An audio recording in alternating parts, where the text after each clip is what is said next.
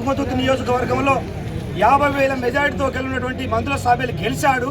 ఒక దళిత బిడ్డ. అటువంటి వ్యక్తిని ఈరోజు ఒక ముఖ్యమంత్రి గారు షెడ్యూల్ కులాల కమిటీ మెంబర్గా అవకాశం ఇస్తే అండి మండల పార్టీ అధ్యక్షులు ఈరోజు అరవపల్లి మండలంలో రేవంత్ రెడ్డి గారికి, మహేష్ కుమార్ గారికి, ఉత్తమ్ కుమార్ రెడ్డి గారికి పాలాభిషేకం చేద్దామని ఒక మంచి కార్యక్రమాన్ని ఏర్పాటు చేస్తే అగ్రవర్ణాలు జీర్ణించుకోలేక ఒక దళిత బిడ్డను, ఈ యువకులను, కాంగ్రెస్ పార్టీ యువకులను అందరూ కూడా ఈరోజు అరవపల్లి మండలంలో దాడి చేయడం జరిగింది. దాన్ని తీవ్రంగా ఎంఆర్పీఎస్ పక్షాన తీవ్రంగా హెచ్చరిస్తున్నాం. మేము ఇప్పటివరకు సమయం పాటించాం.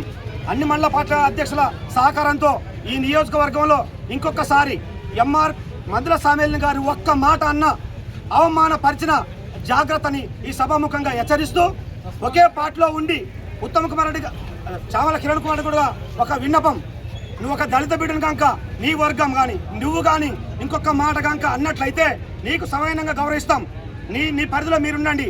కానీ ఒక దళిత బిడ్డను కనుక అవమానపరిస్తే తగిన బుద్ధి చెప్తామని హెచ్చరిస్తూ, రేపటి నుంచి అన్ని మండలాల్లో ఎంఆర్పీఎస్ పక్షాన సామేల్ గారిని అవమానపరిచిన ఉద్దేశంతో ఈ మండలంలో ఉన్నటువంటి యువకులను ఈ రోజు గాయపరిచిన సందర్భంలో అన్ని మండలాల్లో ప్రత్యేక సమావేశం ఏర్పాటు చేస్తామని తెలియజేస్తూ ఈ అవకాశం ఇచ్చిన మండల పార్టీ అధ్యక్షులు ప్రత్యేక సామాజిక